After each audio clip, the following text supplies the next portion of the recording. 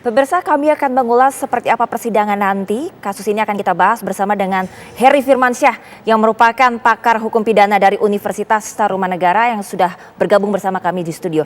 Selamat pagi Mas Heri. Selamat pagi. Mas Heri, kalau kita lihat hari ini adalah sidang putusan banding. Ya. Prosesnya seperti apa? Ya, tentunya kita akan kembali pada ketentuan KUHP ya, Mbak Prima ya. Akan kita lihat di dalam ketentuan pasal 233 sampai 243 KUHP kalau saya tidak salah ini. Nah, pengaturan itu akan melihat ada tenggat waktu yang membatasi diajukannya banding.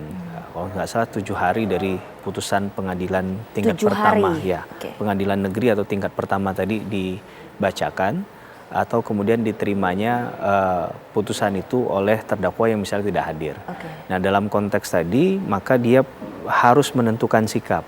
Apakah dia mengajukan banding atau tidak, karena pastinya ada konsekuensi hukum ya yang melekat di sana. Konsekuensinya apa? Ya, karena bisa saja putusan tingkat banding nanti malah Memberatkan.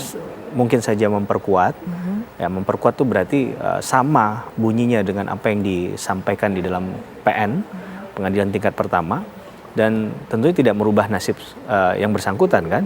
Harapan banding itu kan agar ada revisi, agar kemudian berbeda bunyinya dari putusan PN. Dan itu tentunya yang diharapkan adalah yang menguntungkan bagi si terdakwa pada saat itu. Nah, kalau kita lihat di kasus Sambo, putusannya kan sudah maksimal. Putusan pidana mati dalam ketentuan di 340 KUHP, dia kena pidana mati. Dan di pasal 10 KUHP, itu pidana pokok yang maksimal. Tidak ada lagi yang lebih tinggi dari pidana mati sebagai pidana pokok tadi. Maka memang tidak ada pilihan lain bagi Sambo. Kalau ingin merubah itu tentunya harus melakukan banding. Nah, ini secara logika hukum yang akan kita sampaikan dulu begitu. Nah, dalam konteks nanti ada pengajuan banding dan memori banding, berkas yang dikirimkan dari PN kepada PT untuk dibaca, untuk dipelajari begitu ya. Dan memang sifatnya lebih kebanyak pada membaca dokumen tadi ya. Kalaulah dianggap perlu, kalau saya nggak salah dalam ketentuan pasal 238 KUHP itu disampaikan, jika memang dianggap perlu didengar keterangan kembali terdakwa atau juga saksi dengan pertimbangan-pertimbangan yang matang tadi, itu mungkin akan bisa juga dilakukan. Tapi memang lebih banyak silent ya dalam konteks banding ini, tidak sehiruk pikuk ketika kita bicara misal di PN gitu kan. Di PN kan ada dakwaan, alurnya panjang sekali. Kemudian sidangnya juga terbuka untuk umum begitu kan. Nah, ini dalam konteks ini lebih kepada fokus pada dokumen yang diajukan saja. Jika dianggap ada hal-hal yang perlu untuk pembuktian, maka perlu dipanggil kembali. Dipanggil kembalinya itu setelah putusan atau ini prosesnya kemarin sudah dilakukan sebelum putusan? Seharusnya kemarin, karena kalau sudah putusan itu sudah tidak ada lagi katakanlah tahapan-tahapan yang dilakukan dalam persidangan ya.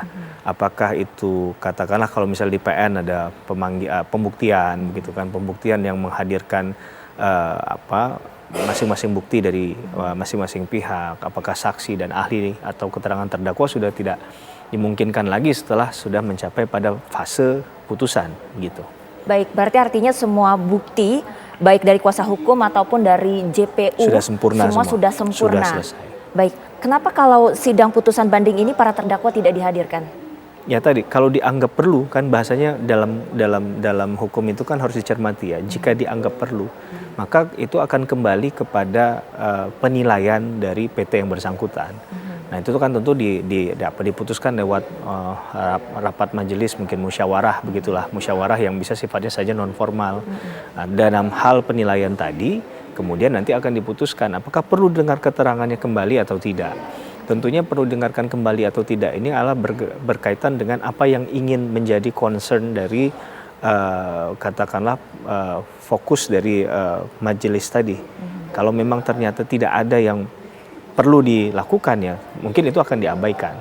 Tapi kalau dianggap perlu, kalau ini sebenarnya didengarkan keterangannya, kembali ada hal yang janggal, kemudian ternyata bisa saja ada potensi kalau didengarkan maka putusannya kemarin harusnya bunyinya nggak pidana mati, misalnya demikian anggapannya, maka bisa dipanggil kembali atau dianggap ini ingin ada hal yang dibuat kembali terang benderang. Kalau kemarin itu masih ada hal yang dianggap mungkin tidak terlalu tidak terlalu terang benderang tadi, maka perlu untuk dipastikan kembali hal itu. Ini kan sarana koreksi ya, bahwa bisa saja mohon maaf hakim itu dalam hal ini bisa khilaf gitu ya, bisa keliru sebagai seorang manusia, bukan tendensi ya, bukan dengan maksud dengan sengaja melakukan hal itu.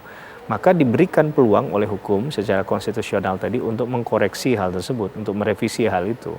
Nah, sehingga kebenaran materialnya dalam perspektif pidana dan juga keadilan substantif yang tidak hanya mengandalkan keadilan prosedural, sudah dijalankannya hukum acara, sudah dilakukannya proses pembuktian saja, tidak sampai di situ, tapi kemudian kualitas dari penegakan hukum itu yang kemudian ingin disampaikan bahwa setiap orang yang berproses, bukan hanya Pak Sambo ya, tapi pasal 67 KUHP itu mengatakan mereka, para terdakwa, kemudian juga jaksa penuntut umum punya hak hukum untuk bisa mengajukan upaya hukum banding. Maka itu dijamin oleh konstitusi kita, Mbak Prima. Bang Heri, kita akan lanjutkan kembali perbincangan kita. Kita akan jeda sejenak, pemirsa.